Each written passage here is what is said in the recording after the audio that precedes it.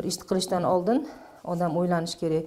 Men shu bilan shu ishni qilsam qancha odamga yordam nafim tegadi. Qancha shu nimaga intilgan sarim o'zimga masalan ruhan kayfiyatim ko'tarilishi qay darajada bo'ladi deb turib odam yashash uchun, ishlash uchun oldiga katta bir maqsad qo'yish kerak. Shu maqsad sari intilgisagina shunda odam yutuqlarga erishadi deb o'ylayman. Жаштайынан изденчек, демилгечи өз максат жолуна арыштуу кадам таштап келген каарманыбыз Элмира Умарова жашоо шарты оор үй бүлөлөргө жардам берүү үчүн балдар борборун ачып иштеп келет. Бүгүнкү чыгарылышыбыз мына ушул айымдын жетишкендиктери тууралуу болмокчу. Bu bolalar markazi 2012-yili may oyida Евросоюз поддержкасida ochganmiz. Bu markazimiz ochilgandan beri sharoiti og'ir bolalar, mayib bolalar, mumkinchiligi cheklangan bolalar, ularning uylari, oilalari, sharoiti og'ir, ko'p bolali oilalarda farzandlari bilan ish olib boryapmiz. Men sizni yaxshi ko'raman va sizni kulib qo'yishingizni juda xohlayman. Men ham sizni yaxshi ko'raman, lekin kula olmayman. Балдар борборунун негизги максаттарынан бири өспүрүмдөрдүн укуктарын коргоо. Аларга медициналык, психологиялык, социалдык, юридикалык жактан жардам көрсөтүү. Дом с названием, улыбки в нем мы проживаем, и гостей наших родных весело встречаем. Bu yerda asosan shu ko'proq tadbirlar o'tkazamiz. Ota-onalar bilan majlislarda, boshqalarda shu xonada birgalikda bolalar bilan juda ko'p tadbirlar o'tkazamiz. Bolalar tug'ilgan kunlarini qilamiz. Navro'z bayramlari, Yangi yil bayramlari, Hayit bayramlari, mana 8-mart, 9-may, 23-fevral shunga o'xshagan jamiki shu Qirg'izistonimizda shu qonuni konstitutsiyasiga kiritilgan bayramlarda mana til bayramini qildik. Shunga o'xshagan bayramlarni hammasini shu yerda ota-onalar bilan birgalikda bolalar bilan o'tkazamiz. Бүгүнкү күндө 7 жаштан 18 жашка чейинки 50 жеткинчек тарбияланууда. Өзүн Ирода деп тааныштырган секелек кыз борборго келип көп нерселерди үйрөнгөнүн айтат. Kelishdan oldin buvamga aytsam, nima qilasan bu yerga borib deydi.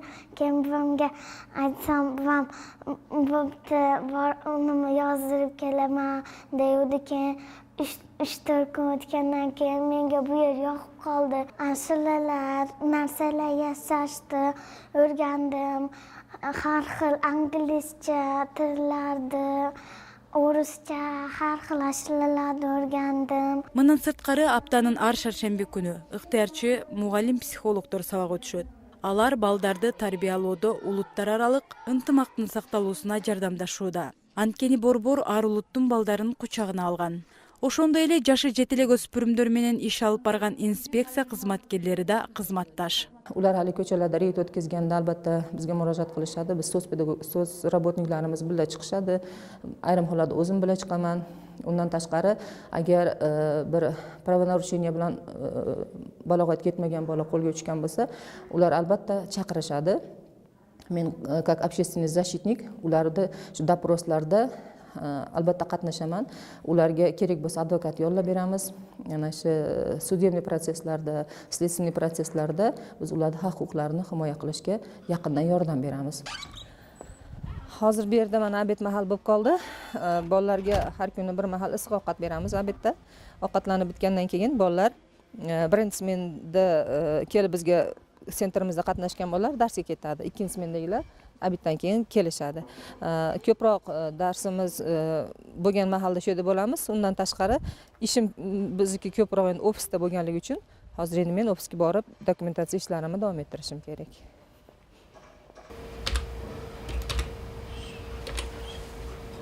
Каарманыбыз Элмира Умарова иш тажрыйбасын шаардагы Ленин мектебинде орус тили жана адабияты мугалими болуп баштаган. 2001-жылы мыкты окутуучу деп тандалып, андан кийин жыл айымы аталган.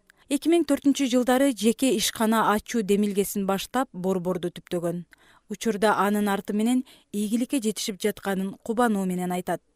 Men hech kimga kerak emasman deb o'tirib qolgan bolalarni biz uydan tortib chiqib, shularga bir hayotga qaytarib, shunaqa loyihalar berib, ularning hozir oilasida juda katta o'zgarishlar bo'ldi.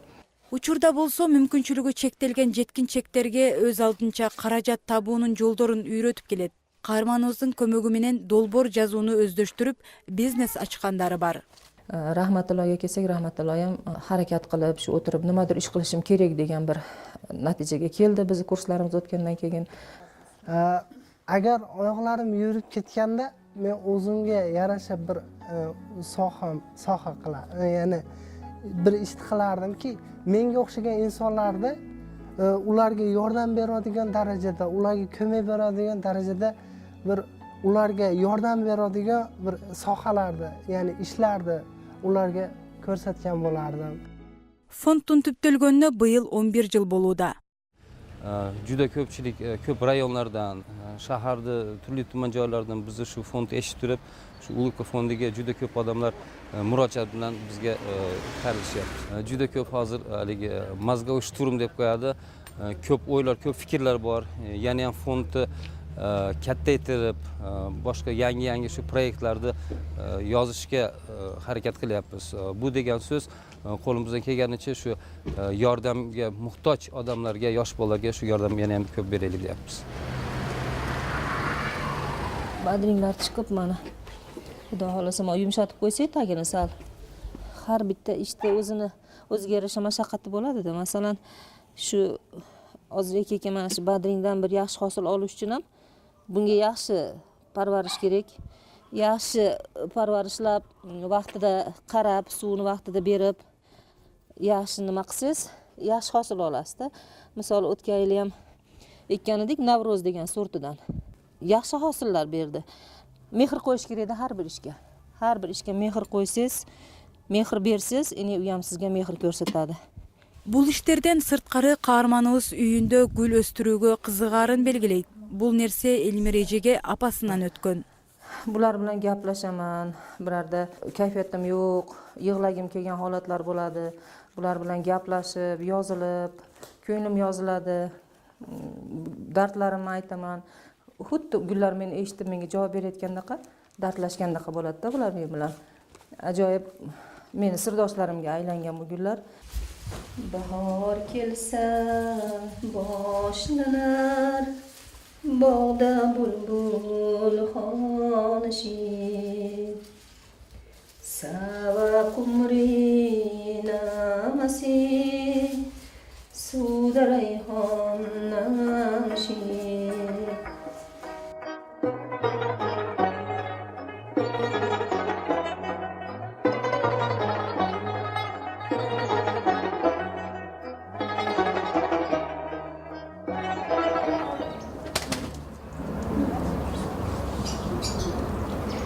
Бахтияр Элмира эженин эң чоң уулу. Апасынын ашканадагы даамдарын баалайт. Ошондуктан да дем алыш күндөрүн күтүп турат. Baribir ayolim tayyorlagan taomga qaraganda onam taomini sog'inaman.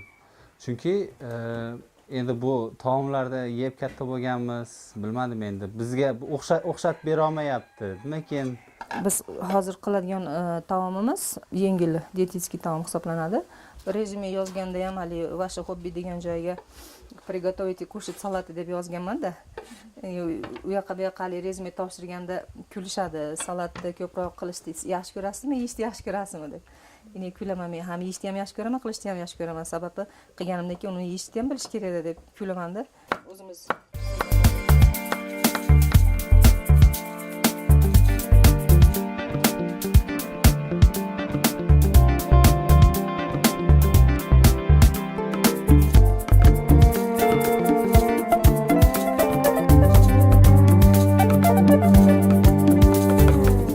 olib kela qolinglar tez-tez. Yuringlar. Assalomu alaykum. Yaxshi o'tiribsizlarmi mehmonlar? Элмира Умарова үй бүлөсүндө 5-чиси. Ага-эжелеринин арасында өзүнүн эркелиги, митайымдыгы менен айырмаланып турарын бир туугандары бышыкташты.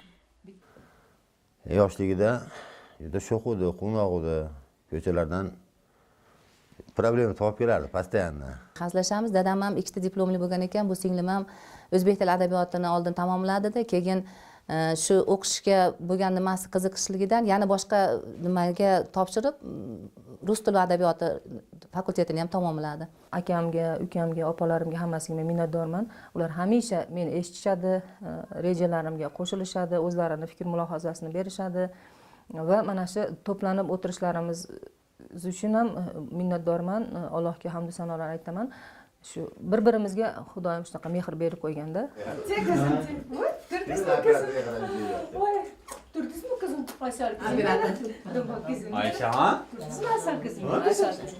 Бактылуулук.